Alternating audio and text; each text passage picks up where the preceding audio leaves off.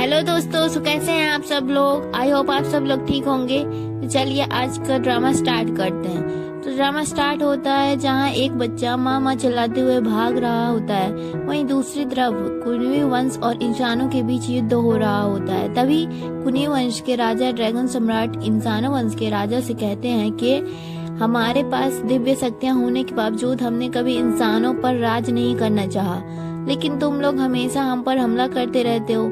शायद तुम्हें शांति पसंद नहीं। जिसके बाद वो आगे बढ़ते हैं, लेकिन इंसानों के गुरु ड्रैगन सम्राट की बहन के हाथ से खून का एक कतरा ड्रैगन सम्राट के माथे पर फेंकते हैं, जिससे कि ड्रैगन सम्राट और उनके सैनिक बहुत कमजोर हो जाते हैं। और तभी सम्राट को बचाने के लिए उनकी बहन आगे बढ़ती है, लेकिन वो मारी जाती है। उसे मरता हुआ देख वो बच्चा भी देख लेता है और वही उसकी माँ थी। तभी वहाँ साध्वी यानी कि परी आती है, जिसे इंसानों के गुरु बांध देते हैं, लेकिन वो किसी तरह खुद को छुड़ाकर ड्रैगन सम्राट को बचाने के लिए सारी शक्तियों के बदले उन्हें बर्फ में कैद कर सुला देती है और मरने से पहले उन्हें श्राप देती है कि 10 साल बाद कोई कुन्वी वंशी आएगा और ड्रैगन सम्राट को जगाएगा, तब इंसानों का सर्वनाश हो जाएगा। जिसके बाद चारों तरफ शांति हो जाती है। तभी वो बच्चा अपनी माँ के लिए गुरु पर हमला करता है, तो वो उसे अपने साथ राज्य ले जाते हैं। तभी वहाँ उस बच्चे के पिता, जो कि सेनापति भी थे, के कहने पर उनकी जान बख्श देते हैं, लेकिन कहते हैं कि मैं इसे शिक्षा दूंगा और ये हमेशा मेरे साथ रहेगा।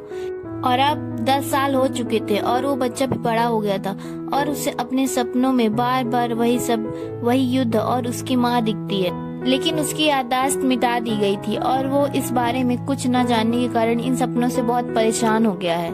इसका नाम ली जुआन है। डैन यहाँ के सम्राट के बड़े राजकुमार का राज्याभिषेक होने वाला था, लेकिन उसे पता था कि ली जुआन ये सब आसानी से नहीं होने देगा, क्योंकि वो दोनों हमेशा एक दूसरे के कामों में अपनी नाक डालते रहते हैं। तो इसलिए वो आइडिया लगाता है और गर्ल कपड़े पहनकर काफी खुश होता है कि ली जुआन उसे नहीं पहचान पाएगा। लेकिन उसे ये नहीं पता था कि ली जुआन इन सब मामलों में उससे कहीं ज्यादा है। और तभी ली जुआन, जो कि खुद गर्ल कपड़ों में राजकुमार के साथ चल रहा होता है, अपनी शकल दिखाते ही चैंग किंग की मदद से उसे बोरे में भर लेता है और राजकुमार के लापता होने की खबर राजमहल में पहुंच जाती है। लेकिन गुरुजी को पता था कि ये सब किसने किया है, तो वो इस चीज की जिम्मेदारी खुद ले लेते हैं। जिसके बाद हम सुयुलिन को देखते हैं, जो कि एक परी है और आज उसके गुरु उसे सब कुछ बताते हैं और कहते हैं कि उसे ड्रैगन सम्राट को आजाद कराना ही होगा, अपने वंश के लिए कुछ भी करके। और अपनी शक्ति से उसके साध्वी होने का निशान मिटा देते हैं और कान इंसानों की तरह कर देते हैं। जिसके बाद सुयुलिन राज्य के दरवाजे पर ली जुआन की तस्वीर देखती है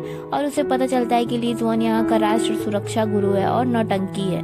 वहीं ली जुआन अपने दोस्त के साथ कांड करने के बाद बाहर निकलने की तैयारी कर रहा होता है। देन सुयुलिन अंदर प्रवेश करती है, लेकिन वहाँ एक ऐसा आईना था जिससे कुन्वी वंशियों को पता किया जा सकता था, तो वो काफी घबरा जाती है। और जैसे ही वो शीशे के सामने आने वाली होती है कि तभी वहाँ ली जुआन का दोस्त एक गाड़ी में ली जुआन को ढक कर लाता है और झूठ कहता है कि वो उसके दूर के पिता, और शायद इस बार ली जुआन का प्लान काम भी कर जाता अगर सुयुलिन वहाँ ना होती, क्योंकि वो पता कर लेती है। और जिसके बाद ली जुआन दरवाजे की तरफ भागता है, क्योंकि एक बार दरवाजे के बाहर जाने के बाद उसे कोई नहीं पकड़ेगा। पर तभी वहाँ गुरु जी आ जाते हैं और अपनी शक्तियों से ली जुआन को पकड़ लेते हैं और ली जुआन को सैनिक ले जाते हैं। दूसरी तरफ राजकुमार, जो कि जमीन में गड़े हुए थे, और चैंग किंग वहीं बैठा था, लेकिन तभी वहाँ सैनिक आते हैं और चैंग किंग वहाँ से भाग जाता है। देन ली जुआन को उसके पिता मार रहे थे, पर उसे कोई पछतावा नहीं होता और वो उनसे अपनी माँ के बारे में पूछता है, लेकिन वो कुछ नहीं कहते। जिसके बाद वो उसे और उसके दोस्त को एक कमरे में बंद करवा देते हैं और खुद गुरु जी के पास चले जाते हैं। ली जुआन और उसका दोस्त चैंग किंग के बारे में बात कर ही रहे थे कि तभी वहाँ चैंग किंग आ जाता है और सिपाहियों को बेहोश कर उन दोनों को छुड़ा लेता है।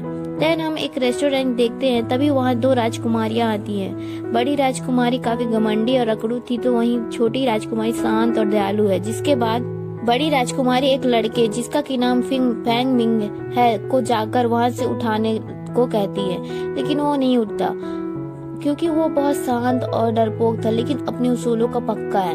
और बहस होने लगती है। तभी वहाँ सुमो वंश की राजकुमारी आती है और उन दोनों के बीच बहस में लड़ाई शुरू हो जाती है, जिसके से काफी भीड़ इकट्ठा हो जाती है और भीड़ में सुयुलिन भी थी। लेकिन फिर अकड़ू राजकुमारी गिर जाती है, उसे उठाने छोटी राजकुमारी और सुयुलिन भी आती हैं। तो वहीं फैंग मिंग राजकुमारी जिसने कि उसकी मदद की थी को शुक्रिया कहता है, लेकिन राजकुमारी उसे खुद से 5 कदम दूर रहने के लिए कहती है, जो कि वो मान भी जाता है। तो वहीं यूलिन अकड़ू राजकुमारी को कहती है कि आप बहुत अच्छा लड़ी, तो वो उसी पर गुस्सा करने लगती है। उसे लगता है कि वो उसका मजाक उड़ा रही है, तो उस पर चोरी का इल्जाम लगाने लगती है। तभी वहाँ ली जुआन भी आता है, जो यूलिन से पूछता है कि उसने चोरी क्यों की। वो मना करती है, लेकिन ली जुआन उसे अपने साथ ले जाता है, जहाँ एक कमरे में वो यूलिन को कुर्सी पर बांध देता है और उससे पूछता है कि उसने चोरी क्यों की। तो यूलिन फिर से मना करती है। सो दोस्तों, ये एपिसोड यहीं पे खत्म होता है। आगे की कहानी जानेंगे हम नेक्स्ट एपिसोड में और नेक्स्ट वीडियो में। तब तक के लिए बाय।